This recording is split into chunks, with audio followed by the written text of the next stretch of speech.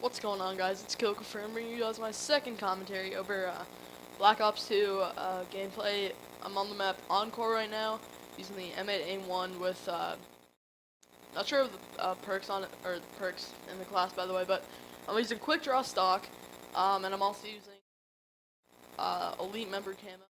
I know, I don't know, it looks pretty good on the M8, in my opinion, but, so yeah, in this gameplay I do get my Swarm, and I'm VSAT dog Swarm.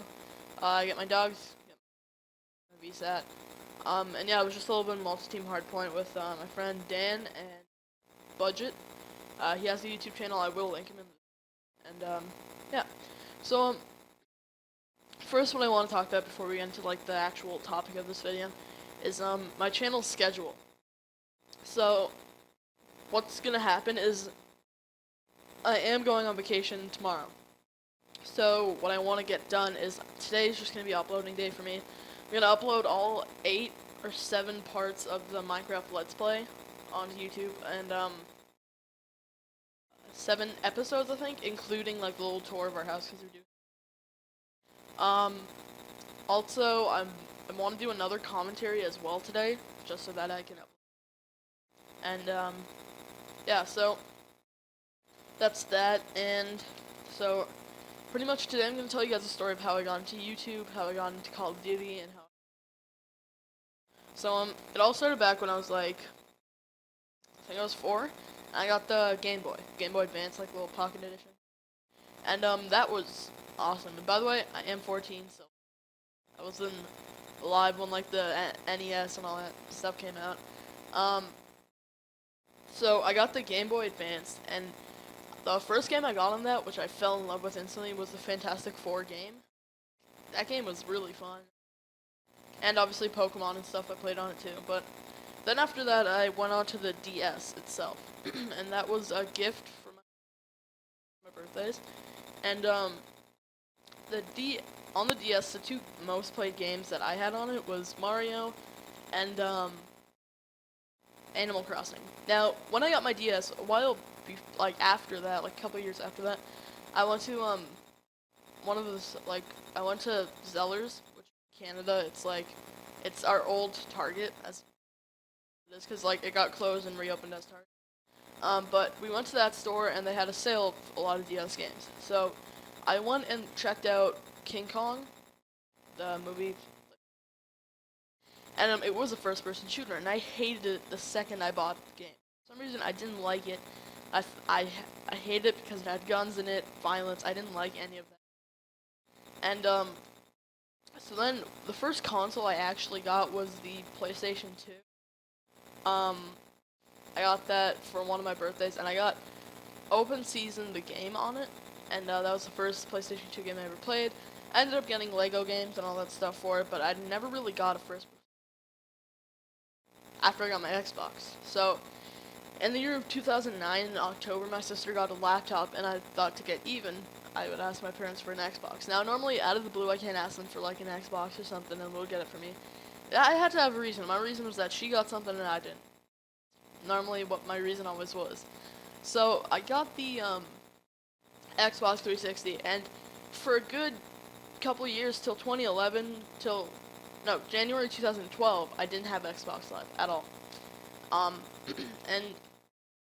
And so what I would do is normally I would play like the games that you got with it, like, and all the really, like, I don't know, I forgot the name of it, like Sonic, and like the games that were pre-installed, and I bought some extra games for it.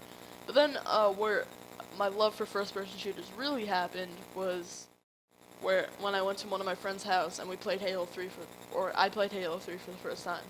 And he got 381 kills on me, and I got only 1. But it was a time of my life. I enjoyed it so much. Also, we played MW2 after that, because I told him that I was getting bored of Halo 3, and he's like, "Oh, let's play MW2." So we played that, and oh my god, that was the best game I've ever played. I got destroyed every single time I played them, but it was amazing doing it. Getting destroyed was the best thing ever. So then, I think 2010 or 2011 in December for Boxing Day, I went out and bought Black Ops 1. Now I played the thorough campaign of it, and because I didn't have Xbox Live and I didn't know how to connect it. Like, I would plug it into my laptop and then try and connect it, but that wouldn't work because it has to be directed into a modem, which I didn't know at the time. So I played that. I didn't play too much zombies on it. I just played campaign. That's it. And then after that, in around about December of 2011, before I got Xbox Live, I got Modern Warfare 2. Because I thought, I'll play split screen with my sister and everything will be. But obviously she didn't want to play with me because she hates Call of Duty. So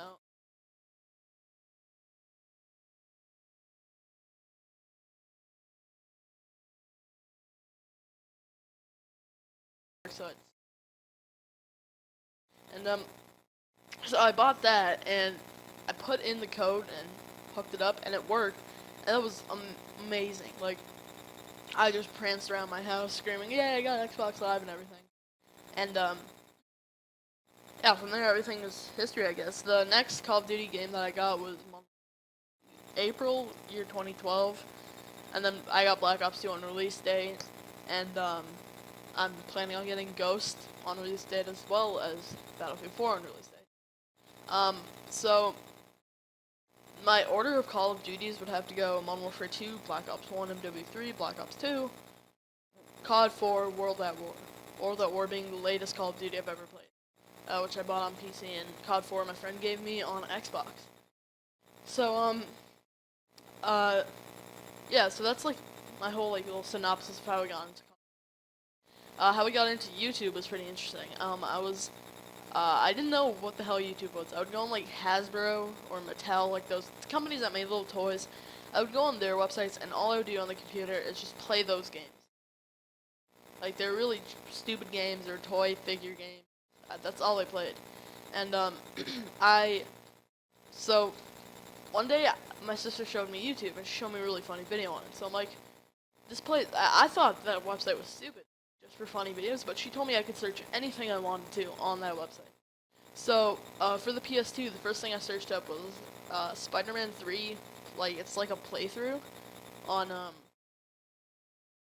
it was like a PS2 playthrough, and I got to see the whole story, and I found out different things. Like, the PC version story was different as the PS2, like that. And then when I actually started to play Call of Duty, that's when I started to watch my first Call of Duty commentators, which to this day is, or back then it was White Boy 7th Street, who I have faded away from. I just don't watch him anymore. But then there's Chris Smoove, who I'm still with. I watched Chris Smoove back in his MW. So I've been watching for a long, long time. If you don't know who Chris Smoove is, I'm putting a link to him too, to know who this man is. An awesome Call of Duty comment. And yeah, so that's how everything really started. How I got inspired to make YouTube videos and buy No Gato, it was another. I saw that I saw Machinima like back in like a while ago. Machinima, they were everyone was on there, and then like when you would watch someone's Machinima video that they posted on Machinima Respawn, and then you go to their channel, like you would see how many subscribers they have. So my goal was like, I'm gonna get into Machinima and I'm gonna be a Machinima commentator. One day it's gonna happen, and I needed to start somewhere, and I did. Who inspired me? Like, there are three people who inspired me. One, it was TBNRFrags. I know a lot of people dislike him, but he did inspire me a lot. But I watched his first video I ever watched of his was like an unboxing of like a Razer headset. The second person who inspired me is again Chris Smoove. He's not an amazing pub stomper at Call of Duty yet. He feels that the commentaries make the video. That's how I feel about this too. And the third person who inspired me was I Am the Dank, because now he's another, like, he only has a couple of thousand subscribers, but he's such an inspiration because he was a no one, and he even said this in his video. His theory was, I'm gonna start with good quality. I'm not gonna start with anything. I'm gonna start with good quality, and he did. And he's the guy who made money in the dank, the gameplay, or the game mode. So anyway, guys, that's pretty much everything. I'll put a link to all of them in the description. I've kind of ran out here, so yeah, guys.